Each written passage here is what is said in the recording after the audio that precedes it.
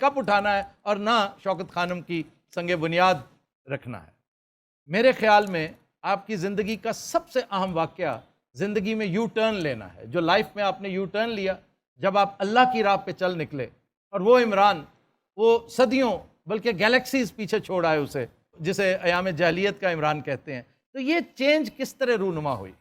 دیکھیں آفتاب، قرآن کی ایک آیت ہے، اللہ کہتا ہے کہ میں جب چاہوں کسی کو بھی سیدھے راستے پہ لگا سکتا ہوں۔ یقیناً میری ماں چھوٹا سا میں جب تھا تو بستر میں سونے سے پہلے کہتی تھی کہ ایک ہی دعا ہوتی تھی کہ اللہ میں سیدھے راستے پہ لگا۔ تو مجھے جب سیدھے راستہ بچپن میں اور بڑا بھی ہو رہا تھا، ٹین ایجر بھی، ہم سیدھے راستے کو بڑا بورنگ راستہ سمجھتے تھے۔ جو دوسرا راستہ تھا جو سیدھا نہیں تھا وہ بڑا اٹریکٹیو لگتا تھا، یعنی جو گلیمر کی ورلڈ تھی۔ اور مجھے اللہ نے موقع دیا، ہر قسم کی میں نے زندگی دیکھی، کرکٹ کی وجہ سے باہر بھی رہا، ساری دنیا ٹریول کی۔ تو میرا جو دین کی طرف آنا تھا وہ ایک ایسا سفر تھا جو کہ خود ہی اپنی زندگی کو دیکھ کے، دنیا دیکھ کے، جس کو ہم سمجھتے تھے بڑی گلیمرس ورلڈ ہے۔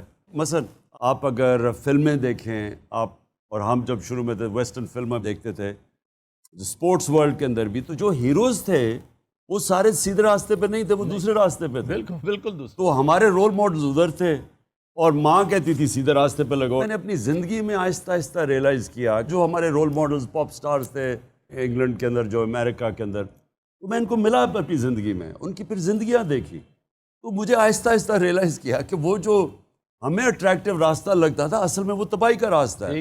گھر اجڑ گئے، ڈرگ کلینکس میں خودکشیاں، یعنی وہ ہم تو زندگی میں جو دوزخ جو بربادی تھی وہ میں نے اپنی آنکھوں سے دیکھی اس گلیمر ورلڈ کی۔ اور پھر آہستہ آہستہ سمجھ آئی کہ اصل میں سیدھا راستہ تو وہ ہوتا ہے جو کہ اندر سے انسان کو سکون دیتا ہے، خوشی دیتا ہے، بھلے سے مشکل کیوں نہ ہو۔ مشکل دیکھیں جی، اصل میں سیدھا راستہ نبی صلی اللہ علیہ وسلم کا راستہ، وہ ہے سیدھا راستہ۔ اب تو اس کی راستہ دیکھنے کے لیے ان کی آپ زندگی پڑھیں، یا ان کی زندگی کیا تھی، تو ان کی زندگی تو بڑی مشکل زندگی تھی، آسان زندگی تو نہیں تھی۔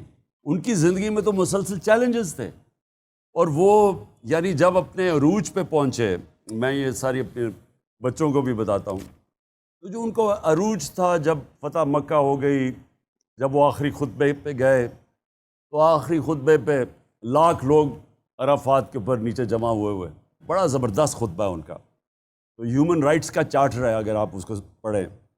تو آخر میں وہ پوچھتے ہیں کہ لوگوں کو کہ گواہی دو اللہ کے سامنے کہ میں نے دیانت داری سے اللہ کا پیغام آپ تک پہنچایا۔ تو وہ جب پہلی روب جاتا ہے، پھر وہ 10 روز پہ پیچھے جاتے ہیں، وہ پیچھے آواز کرتے تھے، وہ پیچھے آواز جاتی تھی، تو جب پیچھے تک آواز پہنچی تو ایک شور اٹھ گیا کہ ہاں نبی آپ نے دیانت داری سے اللہ کا پیغام دیا۔ پھر لوگوں نے رونا شروع کر دیا، رونا اس لیے شروع کر دیا کہ لوگوں کو ایک دم خوف آیا کہ یہ تو اب ہمارے پیغام اللہ کا پورا کر دیا ہے، تو جانے کی بات تو لوگوں نے رویا۔ تو کہنے کا مقصد یہ تھا کہ ان کی زندگی ساری مشکل تھی، لیکن جب آسان وقت آیا تو وہ دنیا سے جانے کا وقت آ گیا۔ جب ہم آسان زندگی ڈھونڈتے ہیں اس میں عظمت نہیں ہے، عظمت اس زندگی میں ہے جو جد و جہد کا نام ہے، جو ان کی زندگی تھی۔ اچھا، جتنی